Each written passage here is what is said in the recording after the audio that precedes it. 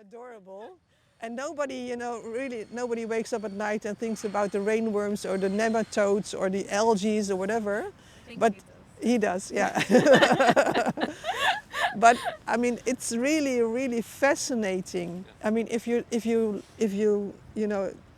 start looking in a different way, you're seeing different things, and it's a wonderful world, even in the city. So there's so much wonderful nature in the city, and also wonderful, very small nature we really have to take care of. So, yeah.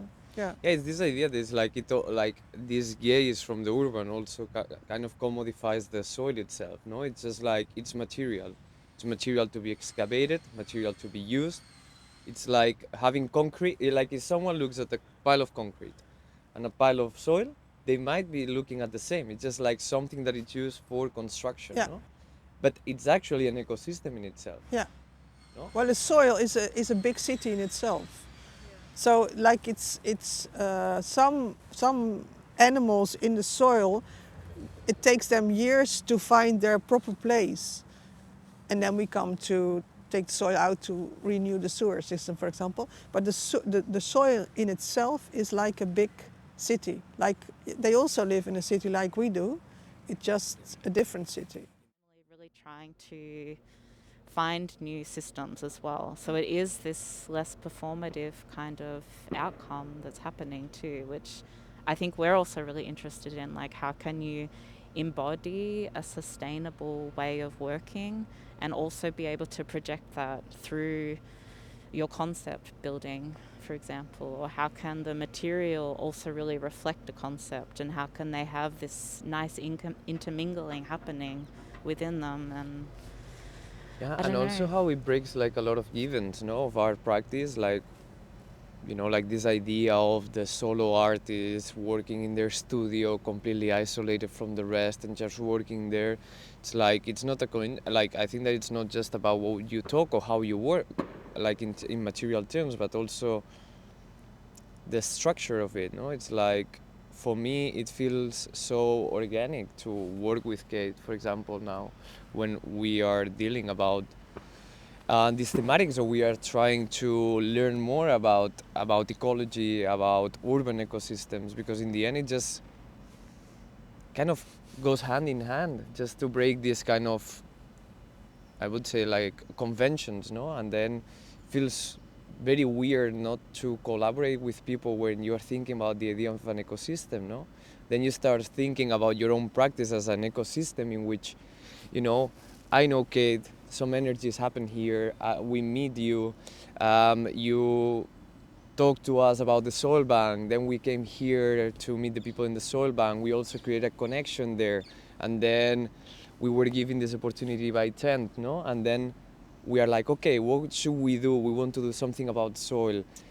Let's reach back to the soil bank. Let's see what's possible to do there. Let's talk about how polluted the soils are. And this is just like all these elements that are not just like a brush stroke or a material that you found. It's just like all these social interactions and your presence in the city kind of fits into your art practice, no? And it's like in the end, the result was a bike tour around the city, to get to know which are the most polluted areas in the city, how soil changes is not just where the city is laying, how do they shift. But in a way, the moving soil is also part of the history of Rotterdam. Because, for example, if you look at the south part of Rotterdam, it's now a harbor area, but it used to be land, farmland. Then they dug the harbors, and all the soil from the harbors went to Blijdorp. So the polder of Blijdorp was, how do you say, it was lifted 3 meters? Oh, it's raised up. Raised 3 meters.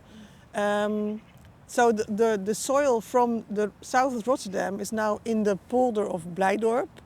And they built houses on it, so in the 30s. But also a lot of soil went to the Kralingse Bos, which is a natural area.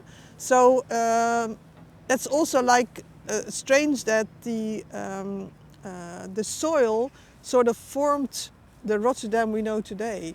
And I think what is very special is that now, for example, one of the harbors is now filled with soil.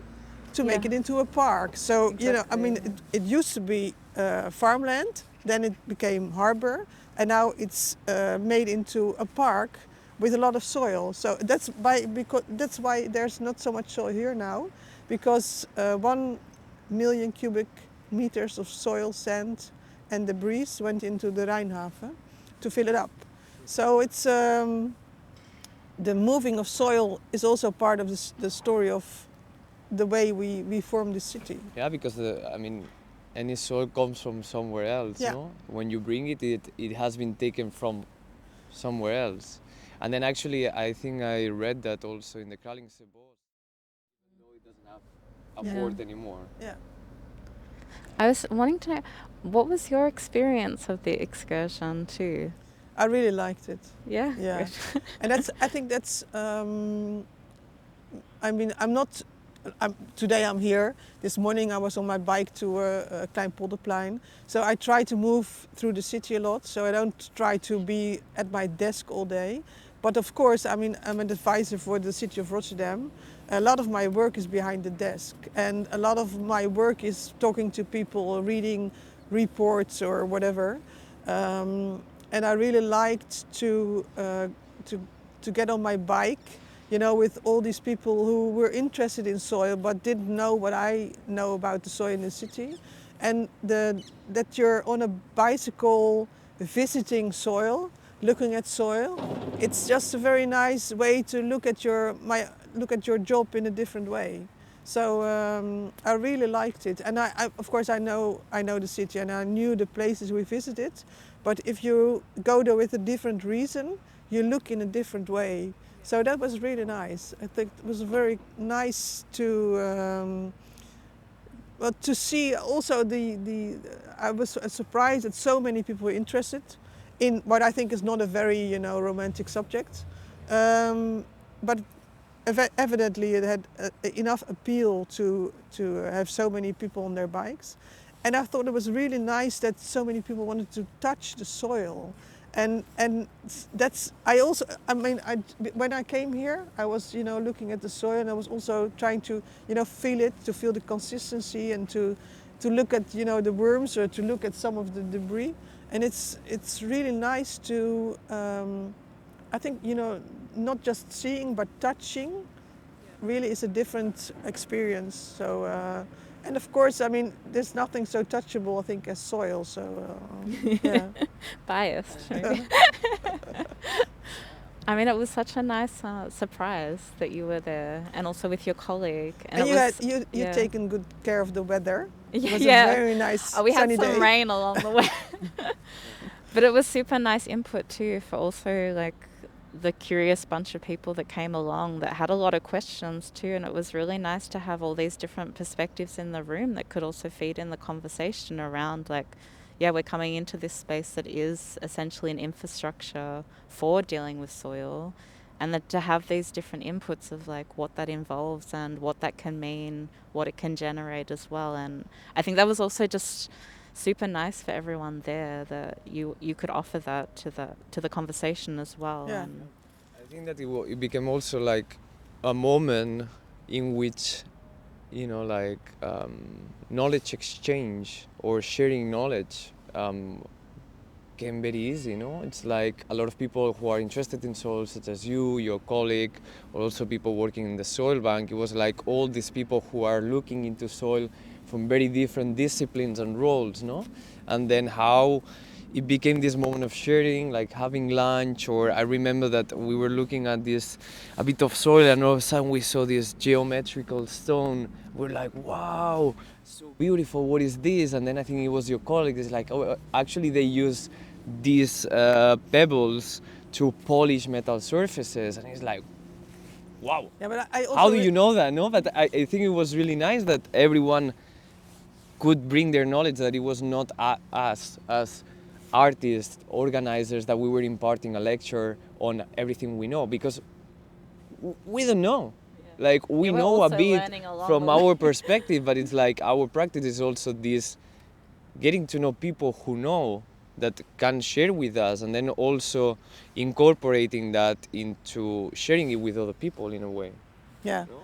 I was very surprised by my colleague. I think it was Raymond's name. Raymond. Raymond, yeah. He gave a presentation, and he in his presentation he talked about happy soil. Yeah, And I thought that was brilliant to that we can actually add some happiness to the soil. I thought it was really very, for me that was, well, that's what we're trying to do, you know, to make the soil more happy. So, but I think the last 3 or 4 years we've had I think a wonderful journey within the municipality to put the fertile soil on the agenda. And so for me it started with the bokashi pilot, but in 2 weeks we'll be making at the Gele Kate, which is quite near the Keilerberg where we were with the excursion.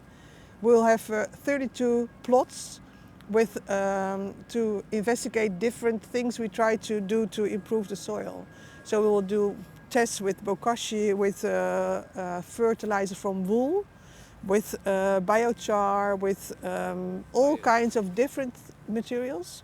And so that's quite, I think, a big project to find out for us as a municipality what we can do in our daily practice to improve the soil and to improve, to make the soil more happy soil. So is this starting this year? Yeah. Okay. Well, And also I think it's nice to think about a diversity of approaches, right? Because I think sometimes we're always looking for one answer. Yeah, there's no answer. And there is no answer. And I think it's also really, it simplifies everything so much. And then you also need a huge infrastructure of one thing to also feed that. Whereas I think also from us going to all these different gardens, seeing different approaches around composting, treating soil, everywhere has its own kind of idiosyncratic circumstance that are often quite difficult and different.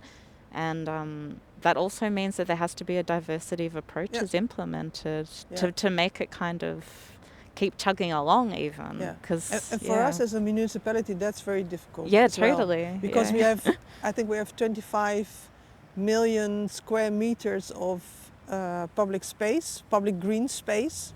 So we also have a task to maintain it in a way which is efficient and cost efficient.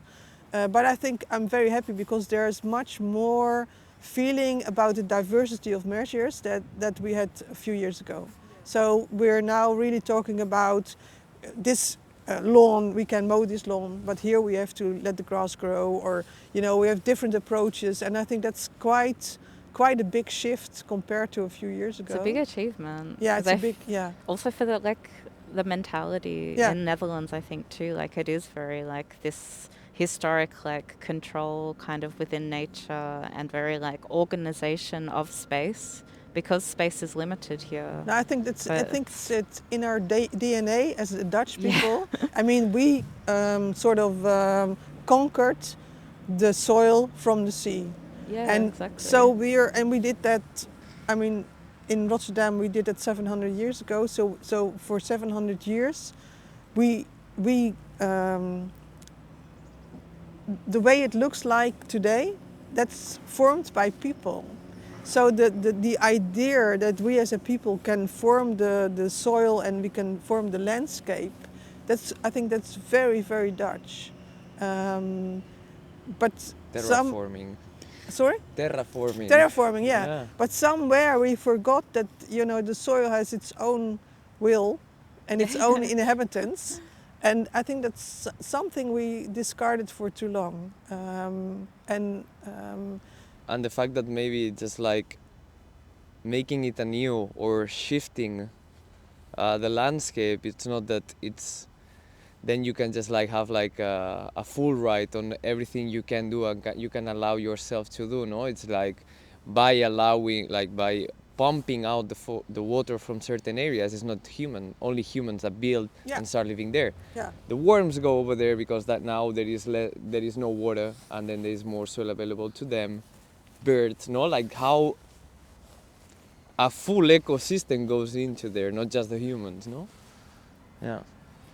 Yeah, but it's also it's not just good. It also gave us problems because of course the land is sinking. sinking. Yeah.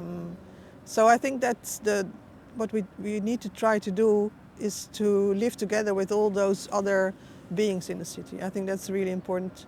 But to do that, we have to first see them and take care of them. But I think for me, the bokashi, but compared to the snails, I think we're far less adaptable than all these living things around us. Definitely way more invasive. Yeah, definitely. Yeah. No, it just makes me think about how important it is to just acknowledge these relationships and to kind of embrace them as a reciprocal moment of just coexistence. Like, that animals are also feeding off the structures that we're implementing. Like, I think it's a type of swallow that has adapted to living in barns, and they really enjoy this situation of forming their nests within barn structures. Like, it can go both ways. It's not also that we should just leave the animals to do their own thing and for them to get on with life because it would be better that way. I think it's also we have this duty of care to also acknowledge that we've implemented a lot of bad, but we've also implemented good, and that we can work within these systems to kind of co-create. Yeah.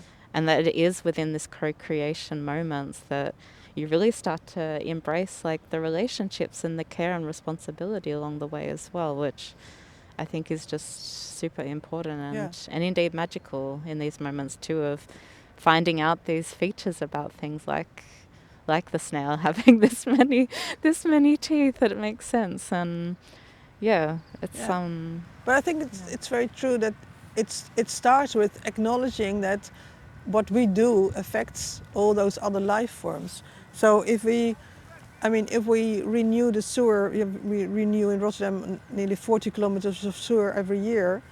If we renew the sewer, it affects the trees because we take them out. It affects the soil life. It affects everything.